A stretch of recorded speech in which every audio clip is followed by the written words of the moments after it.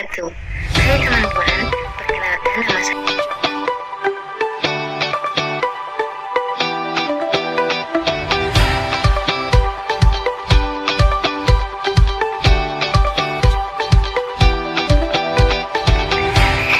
Assalamualaikum warahmatullahi wabarakatuh.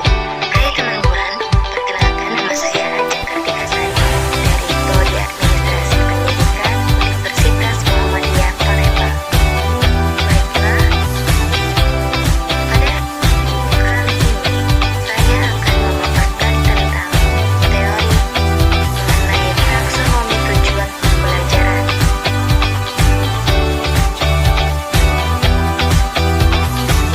Dalam materi kali ini, kita akan membahas 3 aspek taksonomi Bloom, yaitu aspek kognitif, aspek afektif, dan aspek psikomotor. Sebelumnya, kita harus mengetahui dulu apa itu hasil belajar. Hasil belajar adalah kemampuan-kemampuan yang dimiliki siswa setelah ia menerima pengalaman belajarnya. Klasifikasi kemampuan hasil belajar.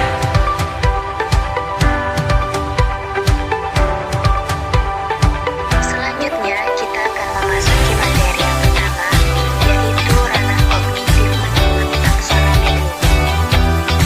Di dalamnya ada pengetahuan, pemahaman, aplikasi, analisis, sintesis, dan evaluasi. Pada tingkat pengetahuan, peserta didik menjawab pertanyaan berdasarkan hafalan saja. Pada tingkat pemahaman, peserta didik dituntut untuk menyatakan masalah dengan kata-katanya sendiri, memberi contoh suatu prinsip ataupun konsep.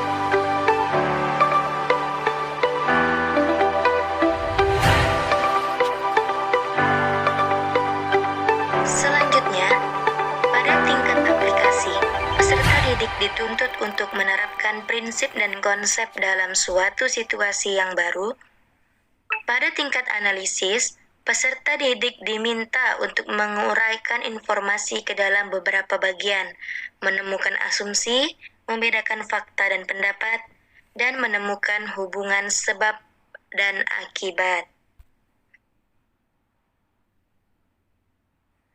Selanjutnya, pada tingkat sintesis, peserta didik dituntut menghasilkan suatu cerita, komposisi, hipotesis, atau teorinya sendiri, dan mengintensiskan pengetahuan.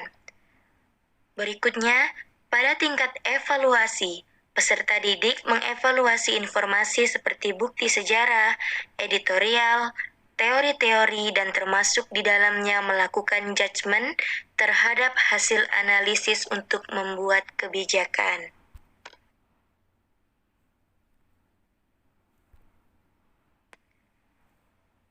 Setelah ranah kognitif, selanjutnya adalah ranah afektif.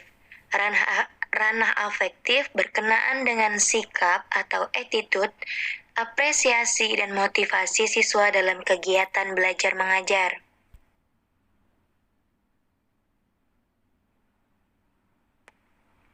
Selanjutnya, dalam ranah afektif, Caldwell and Bloom, Syambashari Munaf 2001, membagi ranah afektif menjadi 5 aspek, yaitu pertama, receiving atau penerimaan, merupakan tingkat afektif yang terendah, meliputi penerimaan secara pasif terhadap suatu masalah, situasi, gejala, nilai, dan keyakinan.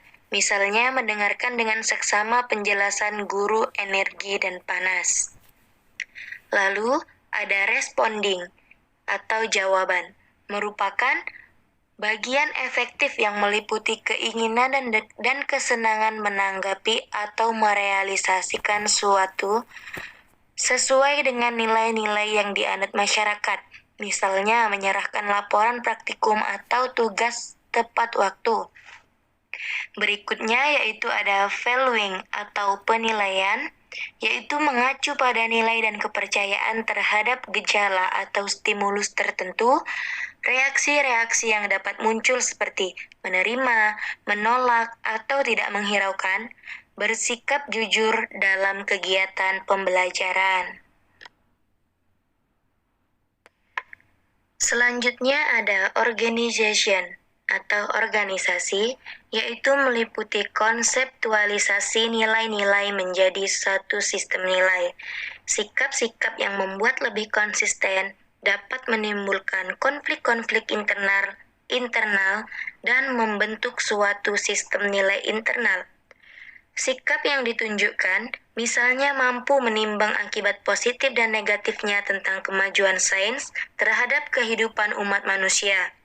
Lalu, ada karakterization atau karakteristik, yaitu merupakan keterpaduan semua sistem nilai yang telah dimiliki seseorang yang mempengaruhi pola kepribadian dan tingkah lakunya. Misalnya, bersedia mengubah pendapat jika ditunjukkan bukti-bukti yang tidak mendukung pendapatnya.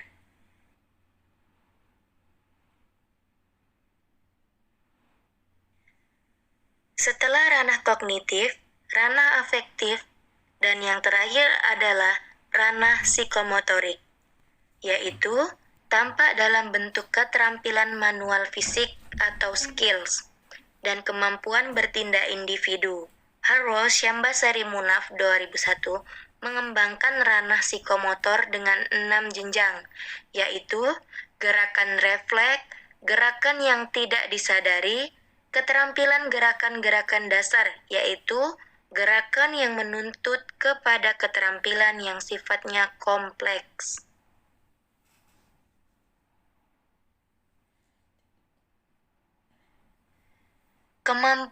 Kemudian, kemampuan perseptual, yaitu termasuk membedakan visual, auditif, dan motoris. Kemudian, kemampuan dalam bidang fisik, misalnya kekuatan, keharmonisan, dan ketepatan. Lalu, gerakan-gerakan skill mulai dari keterampilan sederhana sampai kompleks. Dan yang terakhir, kemampuan yang berkenaan dengan komunikasi seperti gerakan ekspresif dan interpretatif. Baiklah teman-teman, itulah yang dapat saya sampaikan pada materi kali ini. Saya Ajeng Kartika Sari, ingin undur diri. Wassalamualaikum warahmatullahi wabarakatuh.